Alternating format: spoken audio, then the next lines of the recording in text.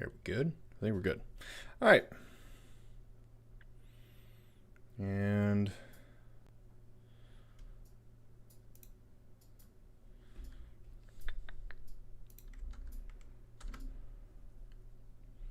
all right, let's do this. All right, what's up, everyone? Coach Braden here with Look Like You Lift, and we are doing part 2 of my 100 question series. We tackled about 50 questions on part 1. Now we're going to see if we can get through the final 50 questions here. Let me just make sure that my mic is working correctly. Okay, cool. We're good. All right. So we're going to start with timestamp number 1. So what supplements do I need to get shredded? So this is a good question. You don't need any supplements to get shredded. There's plenty of guys who are able to get very, very lean without having to take any kind of supplement. In fact, if a supplement tells you or someone tells you that you need to take a specific supplement to get shredded, they're lying to you. You don't need anything. Really, you only need food, training, and a little bit of cardio to get shredded. All that a supplement will do is just give you a little bit of an upper hand. We can probably answer this in a different question, but the only supplements that you really need to get shredded are the ones that are going to improve your sleep and improve your recovery and to keep your micronutrient levels up. Hang on, fix that. All right. But that's really all you need. So if it improves your sleep, if it improves recovery, if you're making sure that you're getting all of your vitamins and minerals throughout the day, that's really all you need. You can do all of that through food, but really the only supplements that you need are the ones that are going to do specifically that. Yeah. So that answers that question.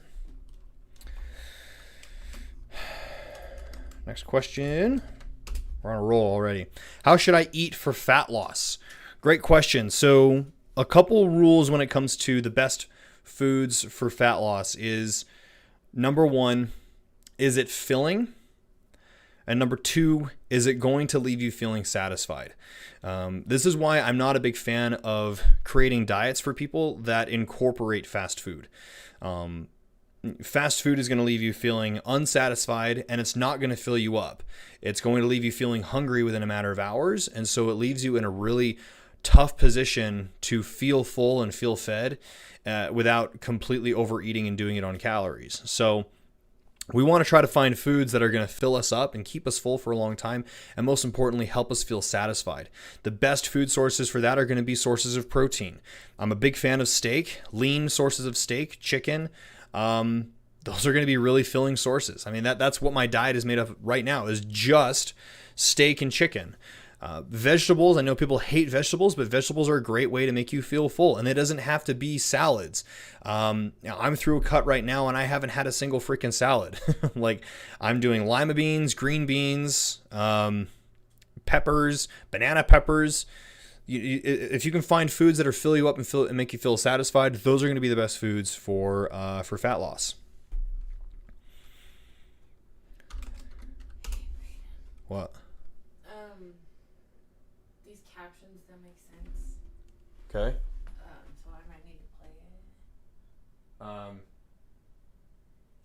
We're gonna need headphones then. Do you have headphones? Okay.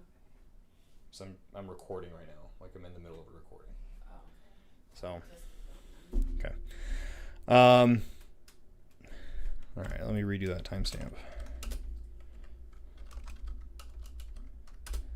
Okay, how do I look like I lift? This is a big question. So there's a couple steps that you can take to start looking like you lift. Number 1 is focus on getting stronger. What's the most effective way to do that? Is training with a barbell, using the big barbell lifts, the squat, the deadlift, the press, the row.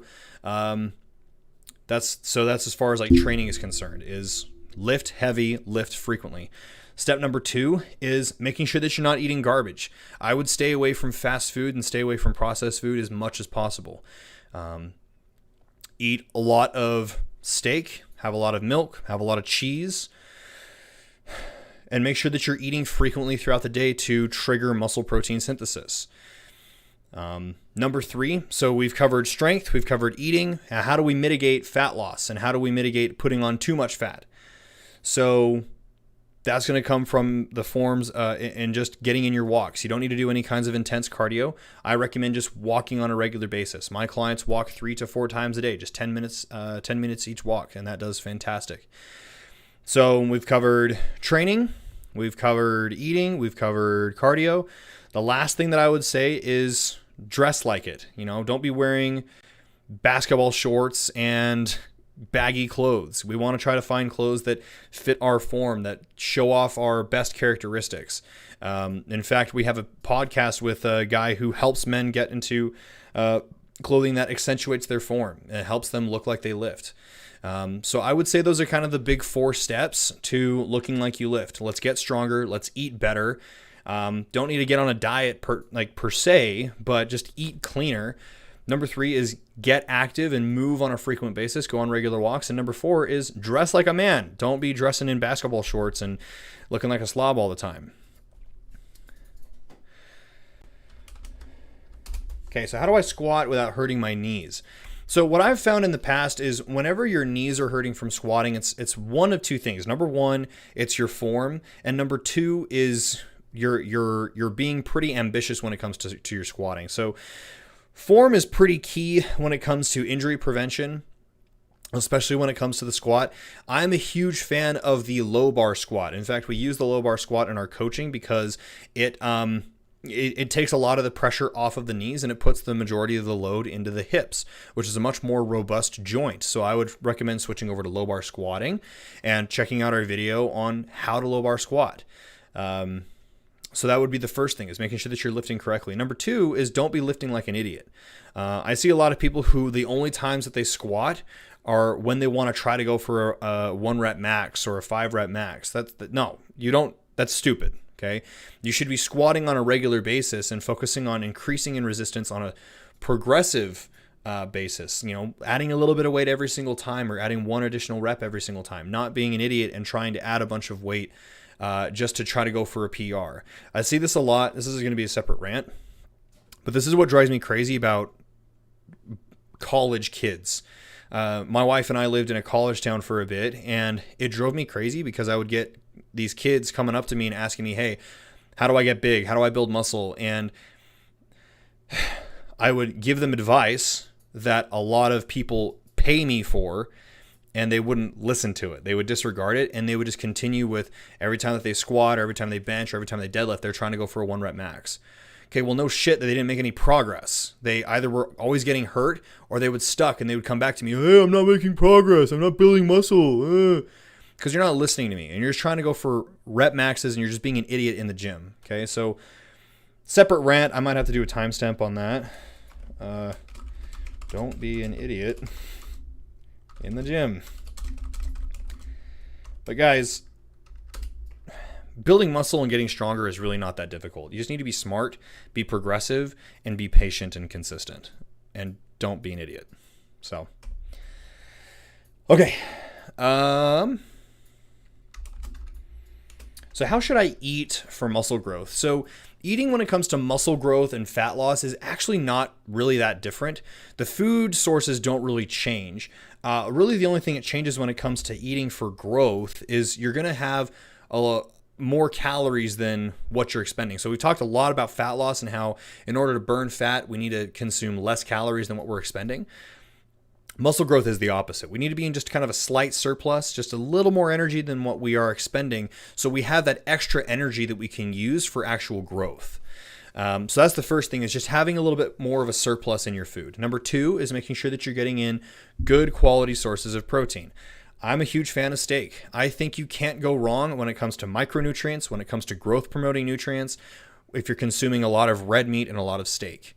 Those are really the 2 things. And then the third thing is making sure that you're not getting bloated when you're eating. If you're feeling bloated and you're feeling full, you're going to have a hard time putting in the amount of food that you need. And so I have found that going easy on the vegetables and consuming a very easy digestible source of carbohydrates is the easiest way to do that. So my source, when I'm trying to put on size or I'm trying to eat a lot more food, I will do white rice, because white rice is really easy for you to break down, easy for you to digest, and I don't get bloated from white rice. I will get bloated from like other food sources in large quantities.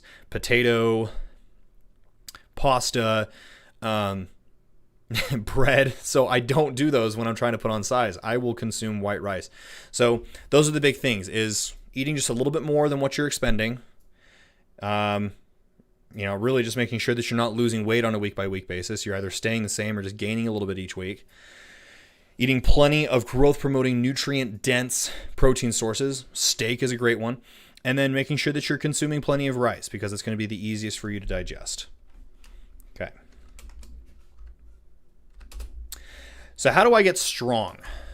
So when it comes to getting strong, when people ask this, I'm assuming that they mean they want to have the ability to lift any kind of weight or do things outside of the gym without having to run the risk of being embarrassed because they can't do something or hurting themselves, right? So what's the most effective way that we can get to that level of strength? The fastest. I have found the most effective way to do that is, number one, barbell training. Barbell training is the most economic when it comes to your return on your investment. When you invest 45 minutes of training 3 times a week, I want to try to get the most gains from that as possible. And I have found that to be barbell training, because with a barbell, I can train the most amount of muscle mass at one time, and I'm able to progressively increase in resistance every single time. I can increase by 2 pounds, 5 pounds, 100 pounds.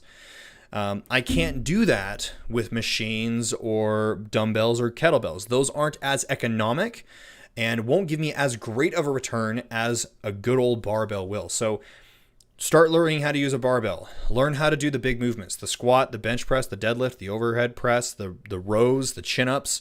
Those are going to be the best exercises that you can use, and focus on progressively increasing the resistance on those exercises. Don't do the same thing every single time. I would add 5 pounds or 1 rep. And over time, I mean, you add 5 pounds per exercise, that's 15 pounds per week. That's 60 pounds a month. That's awesome. You're going to get strong very, very quickly. And most importantly, you're not going to hurt yourself. And it's going to carry over into your everyday activities outside of the gym the quickest, I guess you could say. Okay. All right.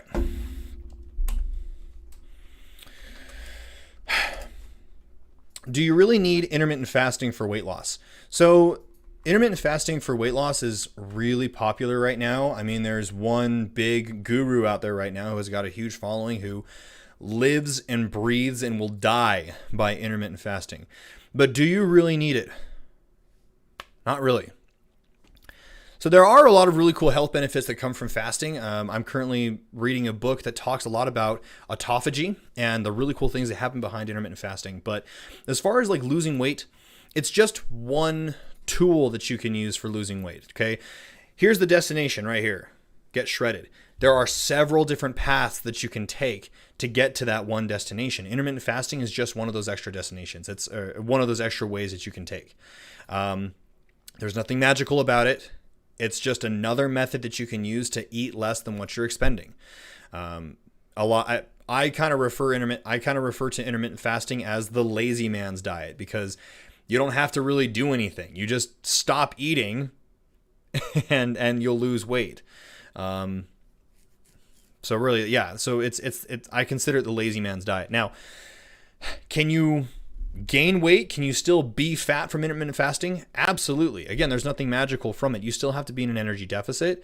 The fact that you're just cutting out a huge window of not eating and then cramming in your window of eating to like a 4-hour window, it makes it difficult to overeat. So that's really at the heart of it. That's really the only thing that makes intermittent fasting so effective, is it's another way of getting into a deficit. I used intermittent fasting when I was really deep into a cut. I mean, I was in the middle of a cut where I only had like 2 meals a day, and I wanted to have those meals toward the end of the day. So I would just fast for the entire morning and just fast into lunchtime, and I just had those 2 meals back to back. And I did that because when I have a meal, that's when my hunger starts setting in. But if I can like go hungry or not go without a meal and just fast, I don't feel any kind of hunger. So when your calories are really, really low, or you're having very little meals throughout the day, yeah, I can see intermittent fasting being beneficial for you feeling a little more satisfied and not starving throughout the day. But that's really it. So how can I shred my belly fat? So First rule when it comes to fat loss is you can't spot reduce fat loss. When I get the question of, hey, how do I lose belly fat? It's really, the answer is you lose belly fat the same way that you lose the rest of your body fat. It's just from consuming less energy than what you're expending and making sure that you're staying active and making sure that you're building plenty of muscle and strength. So the problem when it comes to belly fat, though, is belly fat is the last thing to go, especially for men. For me, for example, right now I'm in the middle of a cut and my arms and my legs are diced. You can literally pinch anywhere on my arms and my legs and you're not going to find a single bit of fat. But I've got a lot of fat right here in my belly area and my lower back area. It's the last place for it to go, and there's nothing that I can do to spot reduce it. The only thing that I have to do is just keep dieting. But where a lot of people get discouraged is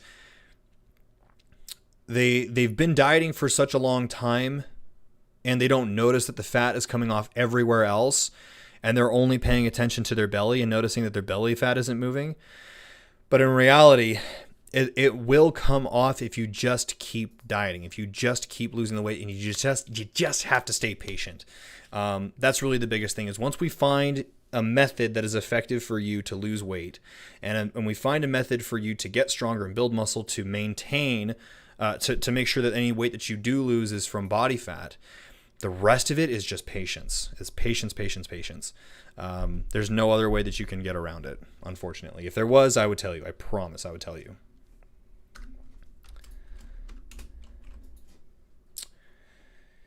Can you get shredded and strong at the same time? Yes and no.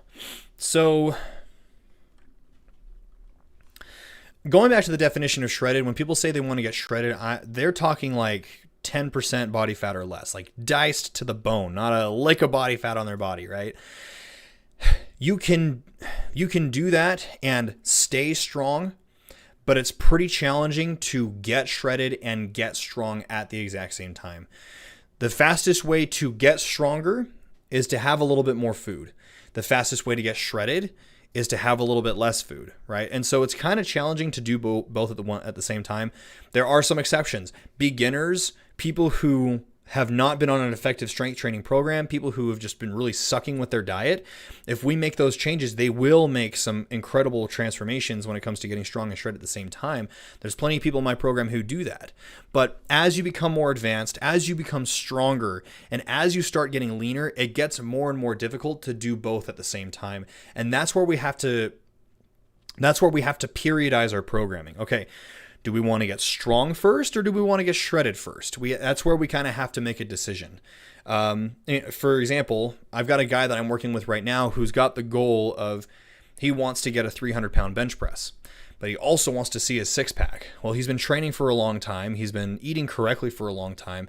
So now we're at a crossroads where we have to decide, all right, do we have to kind of make a decision. Which one do you want more first? Once we can, you're actually going to achieve both of those if we can focus on one or the other, right? If we can focus on getting shredded first and then do the bench press, great. Or we can focus on getting the bench press first and then get shredded, awesome. But doing both at the same time is very, very, very challenging. It's going to take you a very, very long time.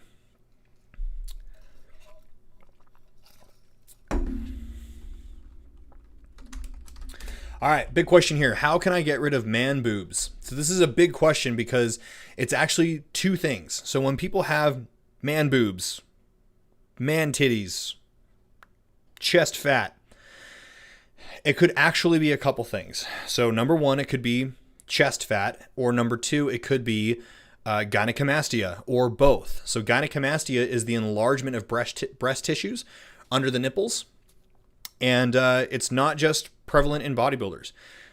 Gynecomastia is the result of having very low testosterone levels and very high estrogen levels, similar to a woman. You know, a woman have low test and high estrogen, and they have breasts. So what I have found in order to fix this problem of man boobs is, number one, we got to lose fat, because the more body fat that you have on your body, the more receptive your estrogen receptors are going to be. So if we can get the fat off, your estrogen will come back down and your testosterone will go back up. So that's number one. Number two is let's take a look at the foods that you're eating. There are foods that will trigger androgenic estrogen responses more than others, namely processed foods. Foods that are high in trans fat, processed foods that are high in sugar, those are going to trigger androgenic estrogen responses. There are even some veggies that can cause that, but I mean, really the only one that you need to be worried about is like soy. But really what it comes down to is if we can just eat whole foods, eat growth promoting foods like steak and eating plenty of veggies throughout the day, trying to go easy on the soy, and then just getting the fat off of your body, the gynecomastia will be reduced. And the fat will eventually come off your chest, which will remove the illusion of having man titties. Okay, so fat loss and optimizing hormones is really what it comes down to.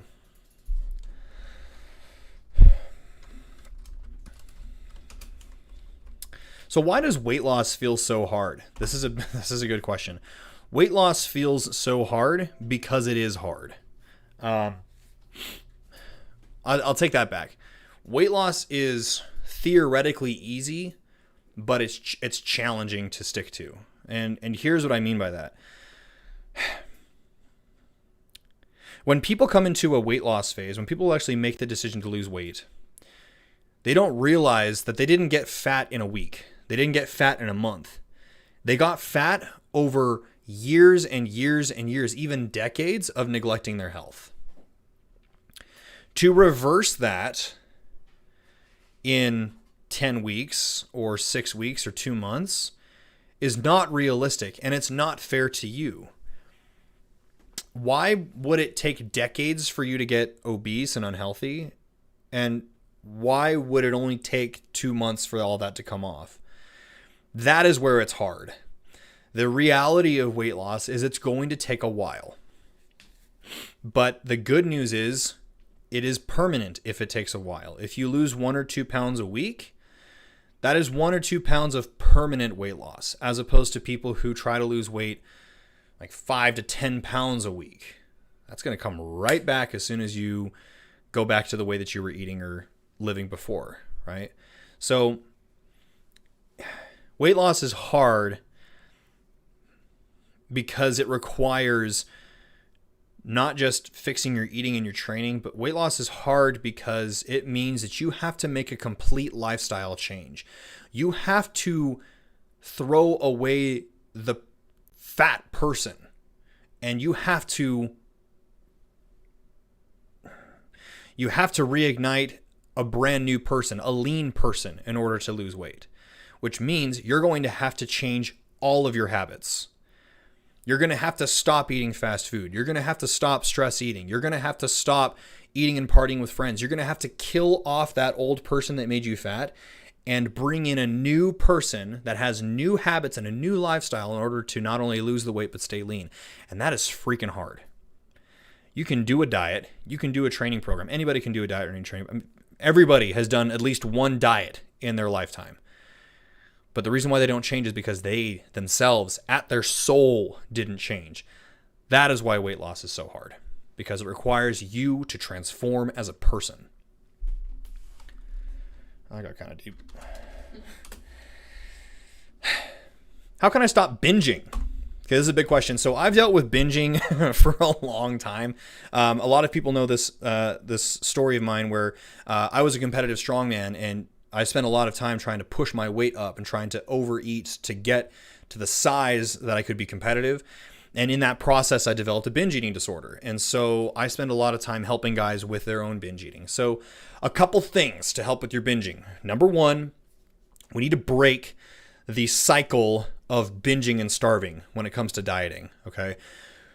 If you are starving yourself on your diet, if you're constantly restricting yourself in your diet, an inevitable binge is going to occur. It's just going to happen. We need to figure out a diet that you can realistically stick to where you're not completely starving yourself and restricting yourself to the point where all you can think about is food. Because if that happens, you are going to binge. There's nothing that you can do to stop that.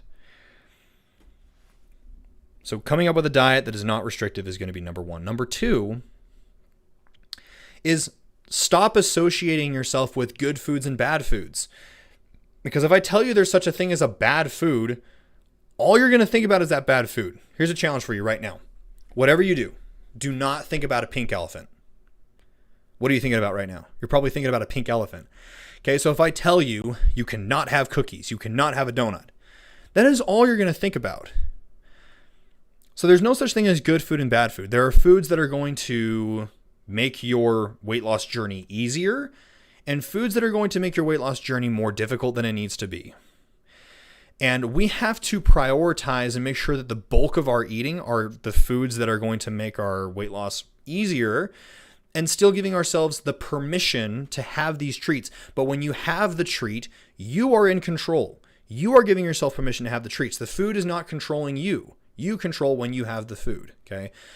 So disassociating yourself with good and bad foods, and then also stop starving yourself, okay? There was a time before I started this cut, I was in a previous cut. I'm going to timestamp this. Oh, crap, I didn't timestamp. No, I did, okay.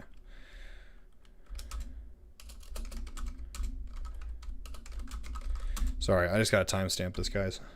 I know some of you are watching live, which is really cool. Thank you for joining. But anyway, so in my last cut was pretty brutal. I did things wrong.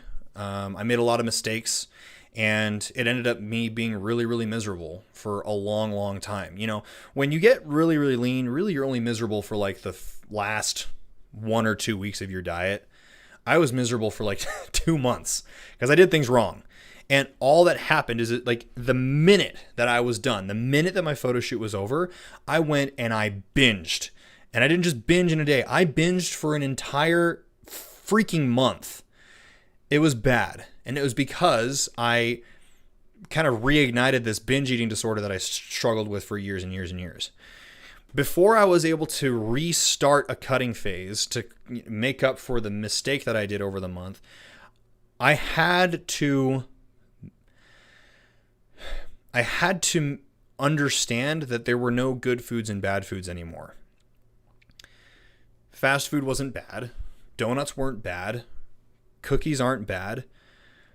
And once I had the permission, like I can have any of these foods, I can do whatever I want, it no longer became tempting for me to eat them. It no longer became this mental struggle for me to say no. Like if I gave myself permission to eat, I just had it. But when you give yourself permission to do that, the sexiness, the temptation quickly goes away because it's no longer scandalous, I guess you could say, right?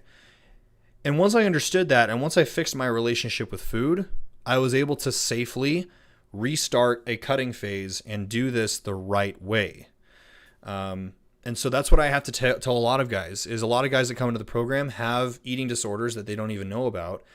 So what we do is we focus on the eating disorder first, understand that we can fix our relationship with food, and then we can safely transition into a meal plan where we actually have structured macros and calories and restricting ourselves at that point.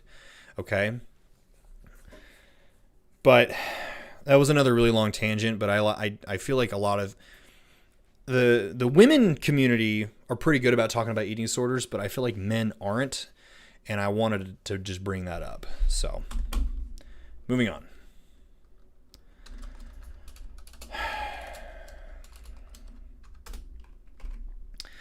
How can I increase testosterone naturally?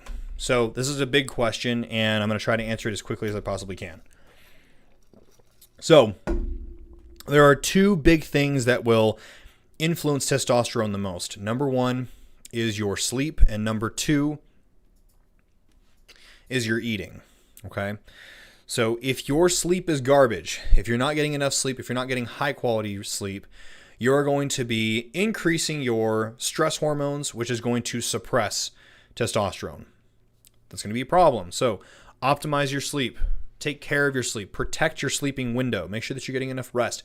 If you're not getting enough rest, I would optimize the sleep that you are getting. Focus on the quality of your rest if you can't really focus on the quantity.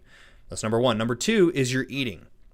Testosterone is a cholesterol-based hormone, which means we need to be consuming dietary cholesterol to make sure that our testosterone levels are optimized. That is going to come in the form of animal-based proteins. Okay, so I would make sure that you're getting in plenty of eggs, plenty of milk, plenty of steak.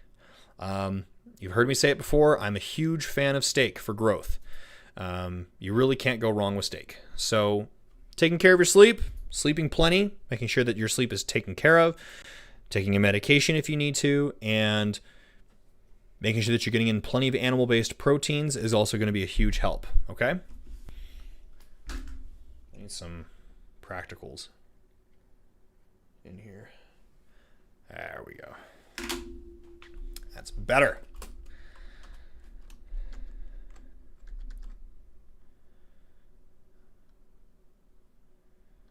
Okay, next one.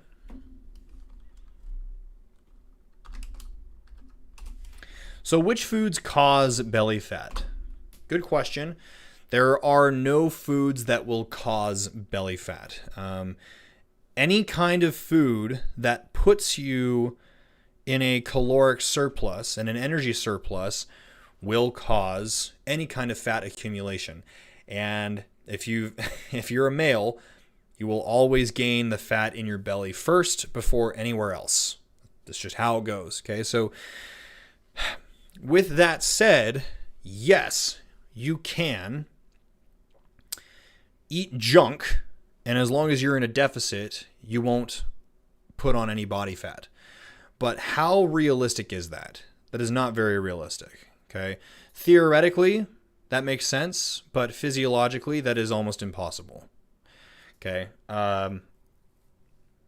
so I would say that any kind of food that puts you in an energy surplus will cause fat gain, but there are foods that will cause that fat gain faster than others.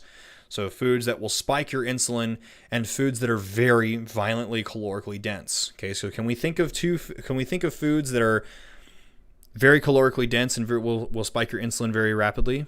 Okay, I think of processed sugars. I think of processed food. I think of fast food. I mean, fast food is so calorically dense for a reason, because they want to try to get you stimulated and get you back there to eat again. So really, if we can stay away from the fast foods, if we can stay away from the ice cream, the milkshake, the sugar, I mean, it's really hard to go wrong if we can just cut those foods out. Now, not to say that those foods are bad, because like what I said just a few minutes ago, there's no such thing as bad foods. You can have those foods, but will it make your weight loss journey easier or harder? Okay, so those foods will make your weight loss journey more difficult than it needs to be, and that's why I would recommend avoiding those the best that you possibly can. Not because they're bad, but because they're going to make your life harder than it needs to be. Okay. Can you stay fit and still get strong? So I see this a lot because when people think of strength training, they think of like power lifters, they think of competitive strongman. And these guys are genetic specimens. They are huge. They are mountains of humans, but they're not quite the healthiest. I can guarantee you that any competitive powerlifter is dealing with blood pressure issues, lipid profile issues, heart issues, kidney issues, just to name a few. And that can deter a lot of people away from strength training because they think that they have to become this huge behemoth of a man to be strong, and that's not true. You can be fit and you can be healthy and you can still get strong at the same time. Really, at the end of the day, just don't eat like a pig and use intelligent programming. Make sure that you're getting your walks in and making sure that you're eating good whole foods. You can still get strong and still stay fit at the same time. You don't need to become a power lifter with high blood pressure. Cool? Hey, we're kind of cruising through these right now. We're not doing too bad. So why is my belly fat always the last to go? So I've answered this a few times, but I can answer it again. So you will always lose fat from the extremities first. You will always lose fat from your hands, wrists, forearms, arms, shoulders, chest, feet, shin, thigh, butt, and then the fat will come off the belly area. And the reason for this is your body will retain the most amount of fat where your center of gravity is. So in men, your center of gravity is in your belly. For women, your center of gravity is in the hips. So women are going to have a hard time losing weight right around their center of gravity. So weight will always come off from the extremities first, and then they will come off from the belly. There's really no way that you can get around that. I mean, some people are more genetically predispositioned to retain fat, like evenly distribute the fat around their body. But most of us are in the middle of the bell curve where most of our fat is the last to go right around our belly. I'm a prime example of that. Like right now, my arms and legs are diced. Okay, you can see veins popping out everywhere on my arms and legs, but you can't see my six pack right now. And there's nothing I can do about it. All I can do is just keep dieting. So that's really the answer here is there's nothing you can do about it. The body will retain fat wherever your center of gravity resides. And all you can really do is just keep losing weight.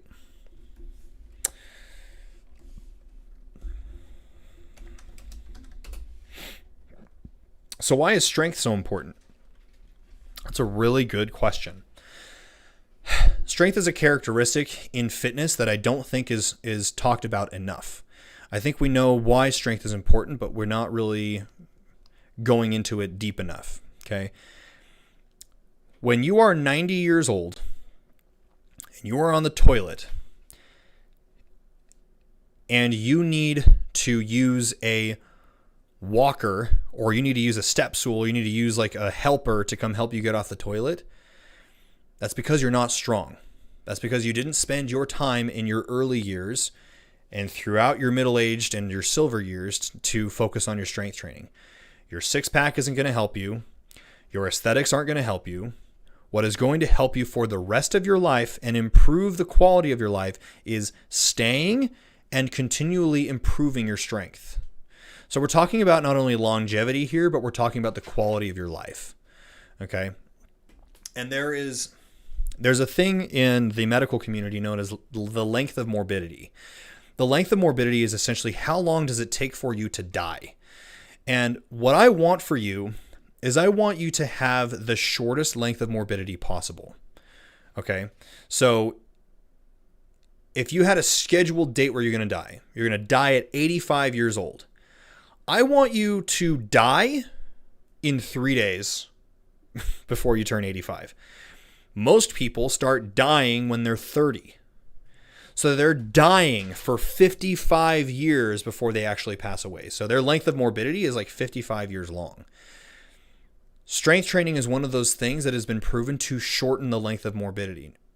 It might increase the length of your life, sure, maybe.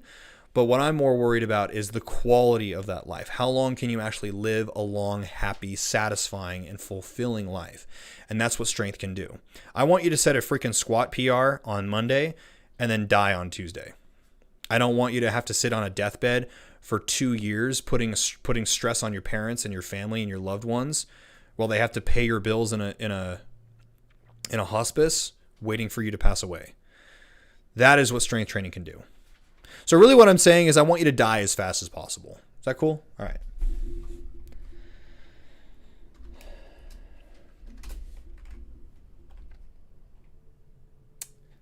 Crap, I don't think I timestamped that. All right, I'll just do a rough estimate. Okay. All right. Should I do HIIT or LISS for fat loss? Okay, so HIIT is high intensity interval training and LISS is low intensity steady state cardio. Should I do HIIT or LISS for fat loss? At the end of the day, you should be doing the activity that you enjoy the most. If you enjoy HIIT training, do it. If you enjoy just going on steady walks and steady jogs, do it. Now, what is going to be the most effective? What's going to be the most effective is the form of cardio that is going to cause the least impact on the joints and leave you the necessary resources for you to continue to get stronger, for you to maintain the level of intensity that you need in your strength training sessions. HIIT training will not do that. HIIT training, it's in the name. It's very, very intense. And so the level of intensity that you need to get through your HIIT training, you're going to be pulling away from your strength training.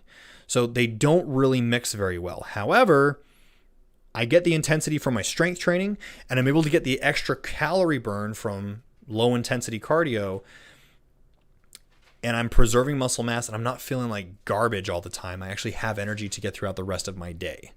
So that's going to be my answer, is do what you enjoy, but the most effective when you're using a strength training program is going to be the more low intense, steady state form of cardio.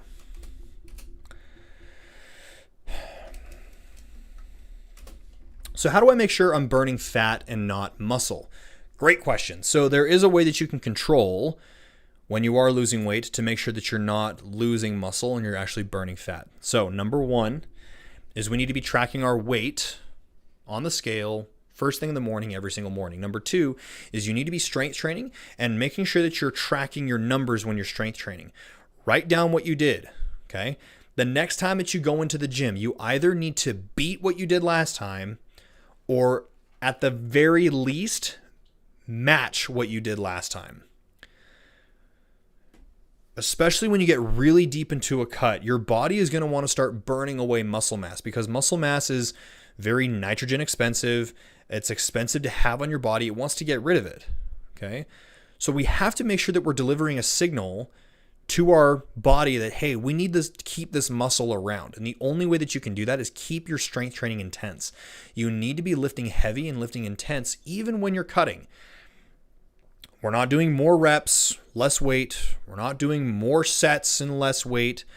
Nothing changes with your programming. We have to either go harder or at the very least do the same thing that we did last time to preserve the muscle and to keep the muscle around. So we track fat loss by the weight on the scale, and we track muscle retention and muscle growth by how we're doing in the gym.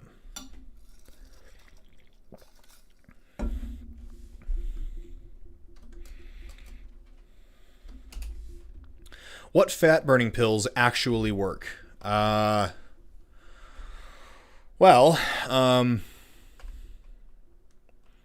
a pill tells you that it'll help you burn fat, it's a scam. The most effective fat burning pills are the ones that don't necessarily say that they burn fat on the box. Okay. So any pill that improves your sleep, any pill that will help you with your micronutrient deficiencies, any pill that will help you with your quality of life will help you burn fat faster, okay? Any other fat burning pill, any over-the-counter fat burning pill that you can get does not work, okay? I'm just saving you the trouble right now.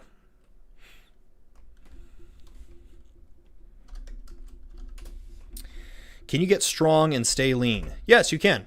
So a lot of people think that when they have to get strong, they have to put on a bunch of body weight.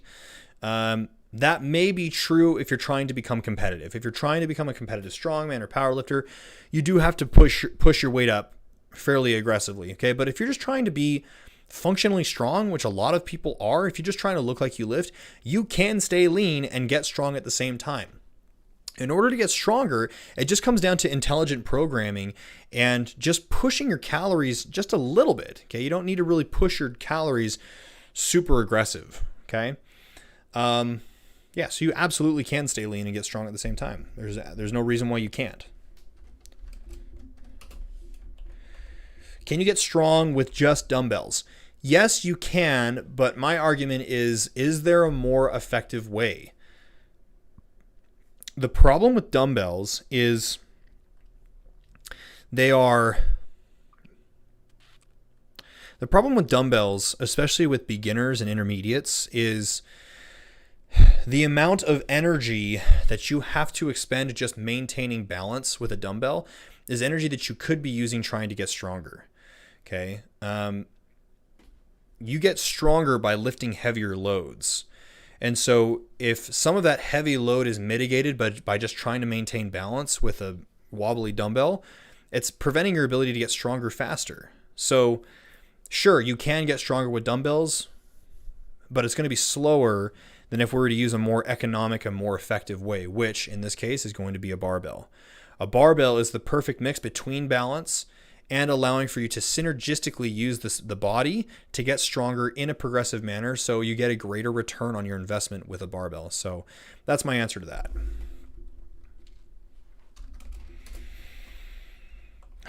Another one of these. Why is my belly fat so stubborn? Okay, so I'm going to see if I can answer this from a different direction. I think I've covered it like 5 times already. So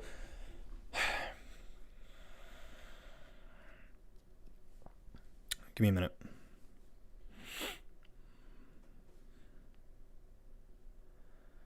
Your belly fat is stubborn because it's the last thing to go. It has nothing to do with your genetics. It has nothing to do with... There's nothing wrong with you, but the body doesn't want to get rid of that last bit of body fat. The body fat around the other parts of your body and your extremities is expendable. That's what it's there for, okay? But the fat that's around your belly is kind of like your final emergency fund. Our body still thinks that we're in like a scarce environment. Our body still thinks that like we never know we're going to get our next meal. Our body doesn't know that food is in abundance and we can literally get food at any time, at anywhere, at any place. Like I can go 2 minutes down the street and get some food. Our body doesn't know that. And so the reason why belly fat is the last thing to go is because our body really doesn't want to get rid of that, because it wants to hold on to that for an emergency situation. Okay, so in order to get that last bit of belly fat off, we have to kind of fight against our natural evolutionary instincts. And that's why it's so tricky, because anytime that you go against a natural evolutionary instinct, it's hard. It's hard to do that. I mean, think of like every time that you get a fight or flight response. It's hard to not get anxious. It's hard to not have butterflies. It's the same kind of thing when it comes to fat loss. It's your belly fat is the last thing to go because you're fighting against your evolutionary response to have that there. It's super physiological to not have belly fat around your belly, okay?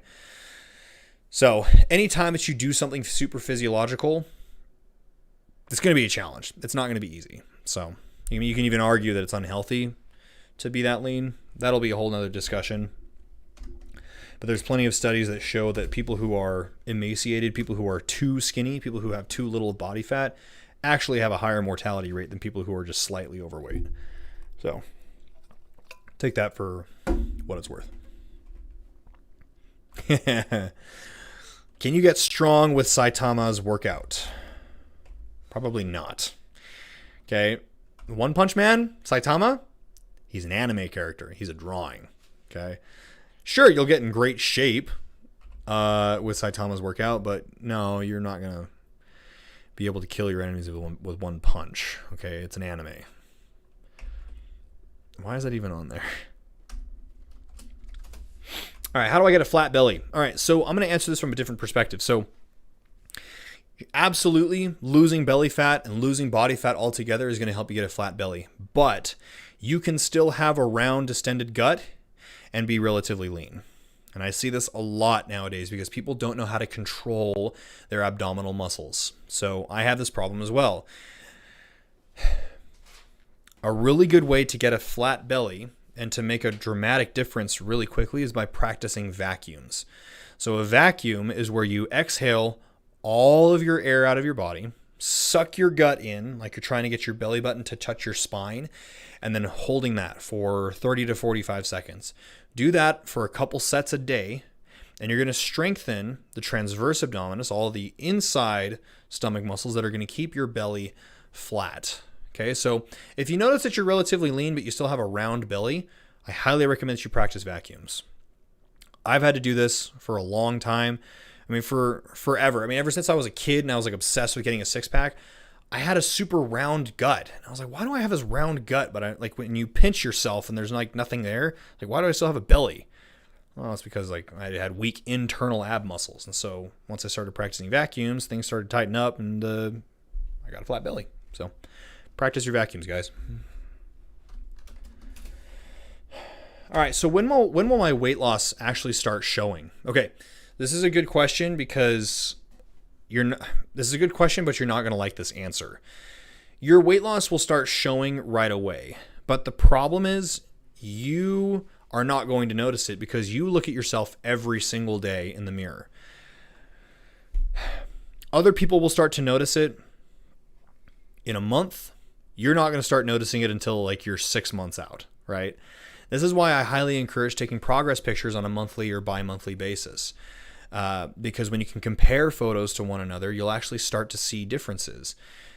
Taking progress photos, measuring circumferences like your belly, your neck, your thigh, that's when you're going to start to notice. But you won't notice it for a long time because you see yourself all the time and you don't like yourself very much. Let's just be honest about it. I don't like myself very much. I hate looking at myself in the mirror, but other people will notice before you do.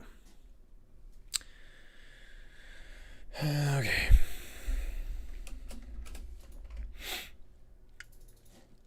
Okay, so how do you build muscle and burn fat at the same time? So it is going to be challenging to do exactly both of those at the same time. Here's what I mean by that.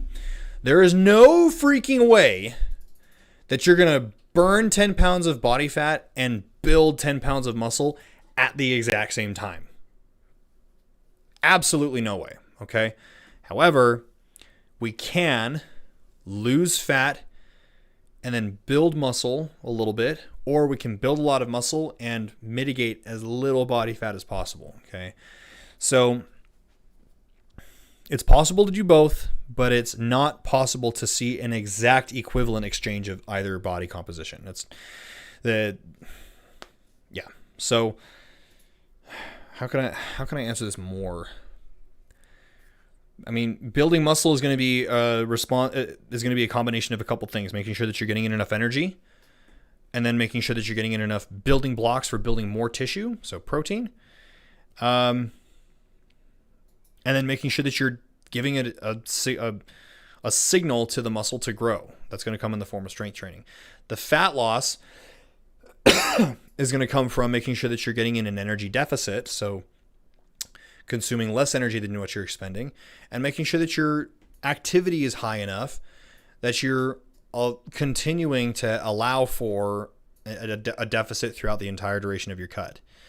So really that's what it comes down to. It's hard to do both at the same time. You can do both, but one of them will not be as optimal as the other. Hope that makes sense. I feel like I was kind of all over the place with that answer. Will weight loss help with diabetes? Yes, it absolutely will. In fact, when it comes to people with diabetes, there's a lot of people in my program with type 2 diabetes. And one of the big things that they notice is as soon as they start losing their weight, they can hop off their, back up. They don't hop off their insulin. Once they start losing their weight, they can taper off their insulin fairly quickly. And the reason for this is it all comes down to insulin sensitivity. With our program, we not only focus on weight loss, but we focus on muscle build. Okay, so we build you a lot of muscle, which muscle is a highly insulin sensitive tissue. Fat, on the other hand, is a fairly insulin resistant tissue, which means that you need a lot of insulin to make things happen. Well, as all the diabetics know, the more insulin that you're pushing out, there's only so much insulin that your pancreas can produce. And there becomes a point where your pancreas just can't produce enough to keep up. And now we've got problems. Now you have glucose floating through your system and tearing up your body, right? So if we can reduce the tissue that is insulin resistant and increase the tissue that is insulin sensitive, naturally, you're going to have an easier time processing and metabolizing insulin and having an easier time shuttling glucose out of the bloodstream into tissue. So I don't know why more doctors aren't talking about this. Of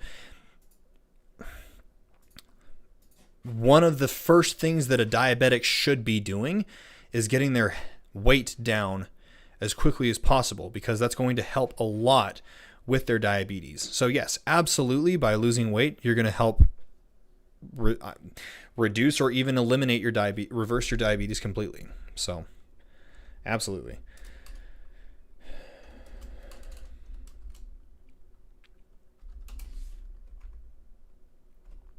So what habits do I need to lose weight? This is a big question. So there are a few, everybody's going to look a little different, but what are the habits that you need to lose weight for a lifetime? So I would say Here's a list of habits. Number 1 is walking every single day, moving every single day. That is probably the biggest habit that you can start incorporating right now that is going to be the most helpful when it comes to weight loss. Number 2 is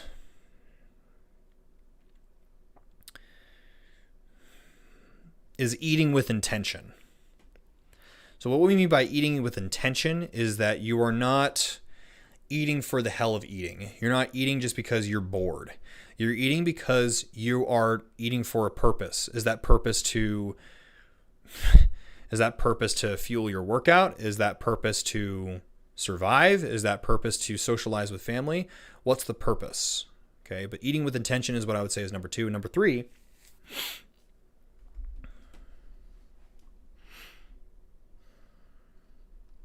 I would say number 3 is the ability to take self-inventory, is reflecting on what you're doing. What a lot of people don't realize when it comes to obesity and people who are overweight, it's a lot less of being lazy and like being a fat slob. Like that's how they're viewed and pictured in society, which I don't think is true at all.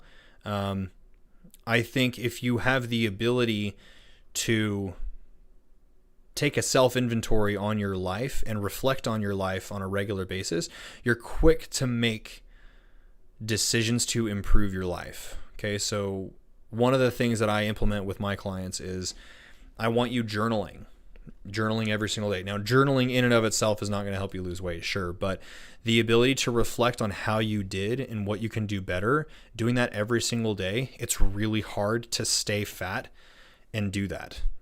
Okay, so I would say those are the 3 big things. Is number 1, moving every single day. Number 2 is eating with intention. And number 3, taking a reflection and reflecting on yourself daily of what you can do better than the day before.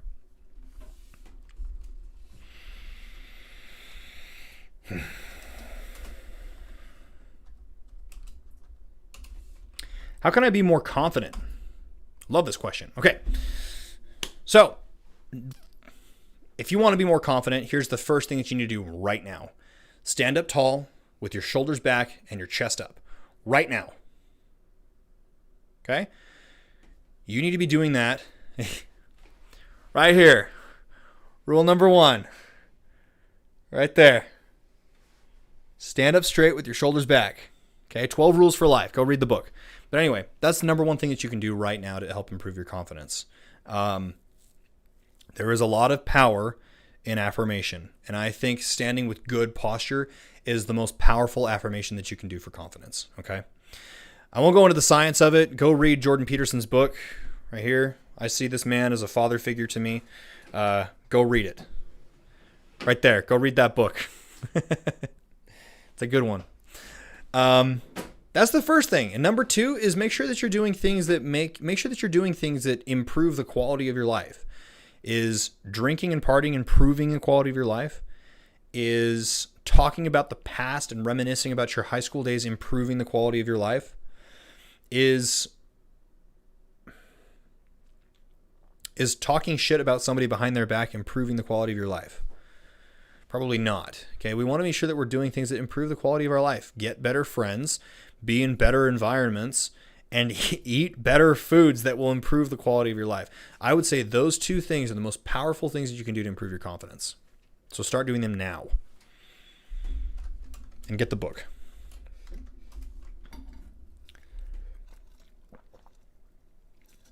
All right, I already answered this one, so I'm not going to do that. Can I get strong with yoga? Yes, to an extent, but the problem with yoga is how can I scale the intensity of yoga?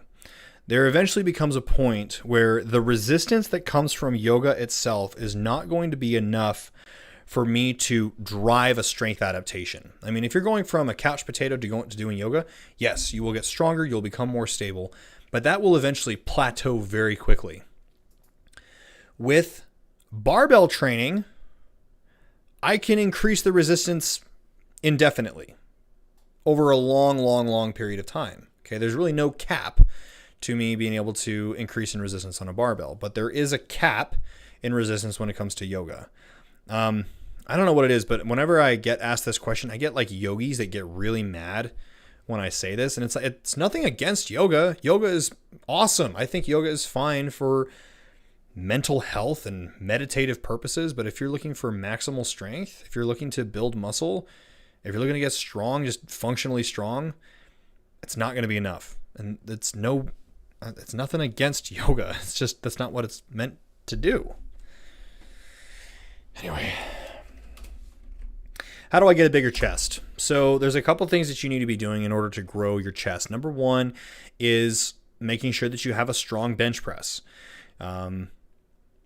Sure, the bench press may not be the most effective exercise for building your chest, but it is from an economics perspective, from the return on your investment. It's one exercise that you can get a lot of growth and muscle response done with one exercise, right? So making sure that you get a heavy enough bench press.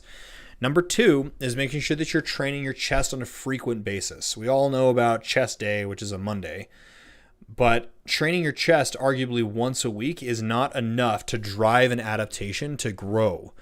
So training your chest frequently is going to be a key for getting a bigger chest. So instead of training it once a week, I would recommend training it, if you're a beginner, 3 times a week. If you're intermediate, train it twice a week. Okay, so heavy bench press, training frequently, and then using accessory lifts that will target the chest specifically are also going to be beneficial. So this is where flies would be beneficial. This is where like a cable machine would be beneficial. Dumbbell presses would be beneficial, but those are the kind of the accessory lifts that should come after your big boy lift, which is the bench press.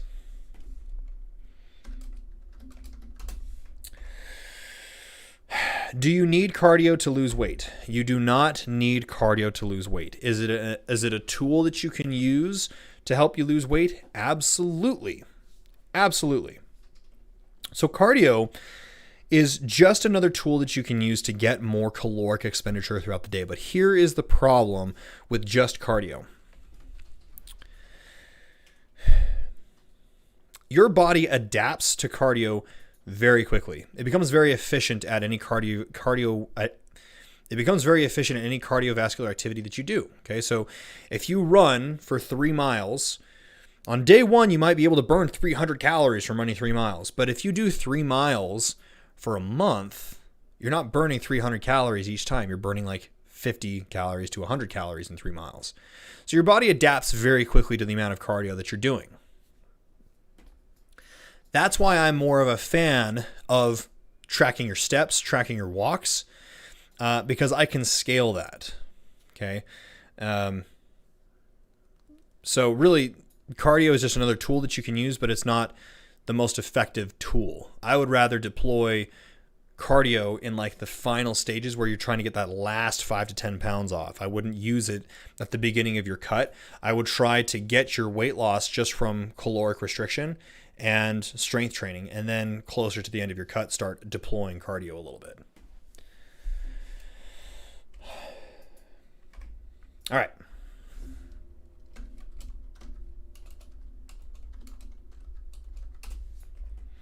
Can you get strong legs without squats?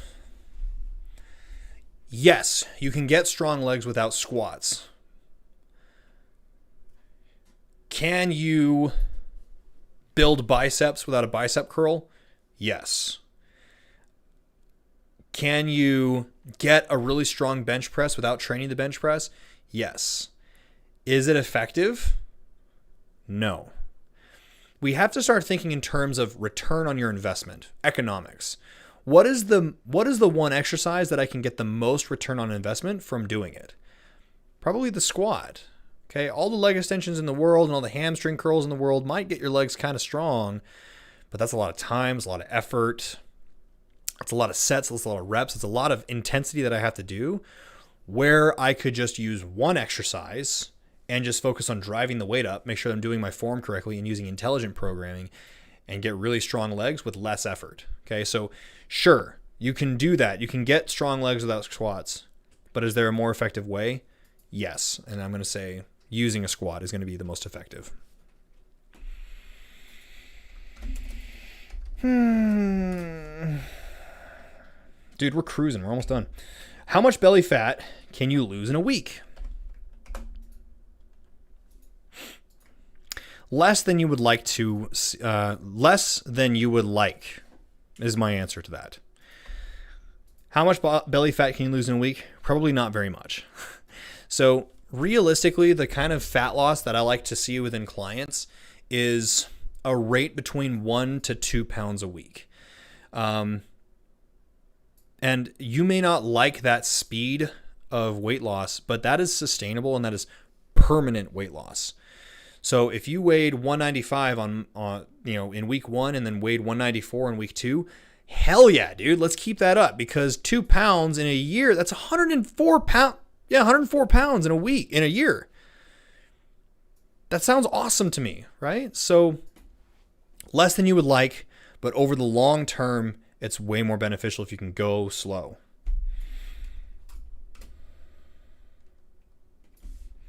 Man, I'm getting a lot of these. I don't know why I put these in here. How come my belly fat won't go away? Your belly fat won't go away because your body doesn't want it to go away. Belly fat is the final emergency fund that your body has in terms of energy stores in case you're not able to get any kind of food. Our body doesn't realize that food is in abundance and you don't really need to hold on to body fat as much anymore. But it might take how many hundreds of years is it going to take for our bodies to let go of our evolutionary response of holding on to large amounts of body fat? Probably a long time. Probably thousands of years. So to answer it right now, it doesn't want to go away because it's fighting an evolutionary response. Does that mean that it will never go away? Absolutely not. Okay, no. That's where the whole laws of thermodynamics comes into play. If you are burning more energy than what you are consuming, we cannot break the laws of thermodynamics. You are going to have to pull energy from somewhere. And if your training is correct, if your micronutrients are in check, if you're consuming enough protein, if you're consuming enough calories that are not too low and you're starving yourself to death, you will see the weight loss. It's just going to take time, and it's just going to have to require a little more patience on your part. Okay, I already answered this one too. Will cardio get me shredded?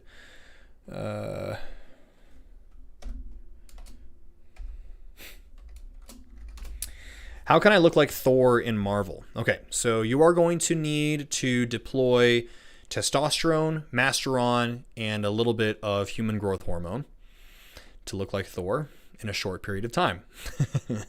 I'm just being honest with you. So as far as like looking like a Hollywood star, really those guys, to get in that kind of conditioning, it's not sustainable. I mean, look at Gerard Butler from 300.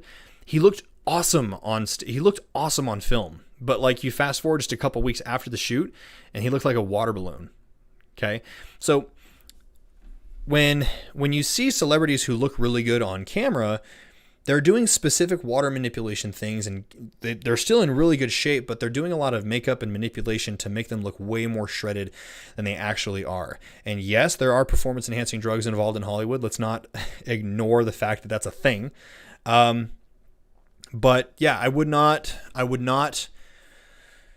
set the expectation that you can look like Thor 24/7. That's not realistic. You can be shredded, you can look really good, you can get really muscular, but I would not expect to be in that kind of conditioning year round, unless you're willing to take drugs.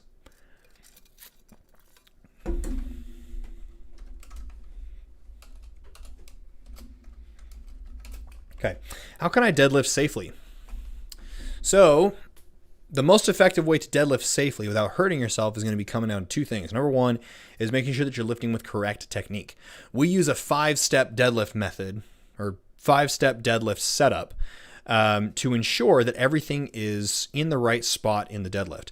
Number two is going to come down to intelligent programming. I see a lot of idiots who every time they want to deadlift, they have to go for a new max. They have to do a 1-rep max. They have to try to get to 4 plates as fast as possible. What's the freaking rush? Okay. Why can't we just use intelligent programming, just focus on increasing the resistance just a little bit every single time? Add 5 pounds every single time that you deadlift. Lift with correct form over the long term. This is the most effective way to lift without hurting yourself, okay? This comes down to every single exercise. The only way that an exercise will hurt your body, like deadlifts are bad for your back, or overhead press is bad for your shoulders, or squats bad for your knees. The only time that an exercise is bad for you is when you do it with incorrect technique and you're lifting like a moron. That's really the only time that an exercise is bad for you. There's no exercise that is inherently bad for you or inherently going to cause injury. Only people who do it the wrong way and who are not following an intelligent program are the ones that get hurt. Okay?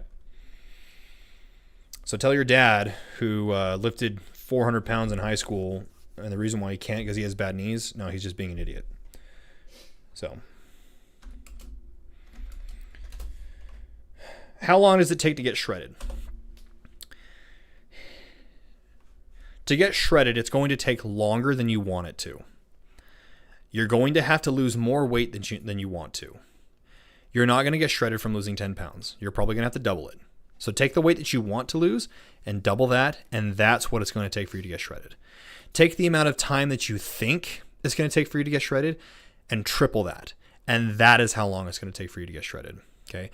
People overestimate what they can accomplish in the short term, and they underestimate what they can accomplish in the long term. You probably won't get shredded in 8 weeks, but you sure as hell could probably get shredded in like 5 months. But what's the rush? Okay? I mean, it's kind of your responsibility. You should probably take responsibility for your own actions and don't try to get shredded at the last minute. Take your time to get shredded, because the longer that you take to get shredded, the more permanent it will be as well. That is a lesson that I wish I would have learned early on. Like this year, early on.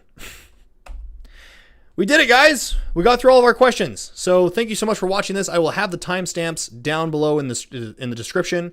If you have any additional questions, feel free to shoot me a message, and we can do another Q&A, one of these. Like, subscribe, comment, and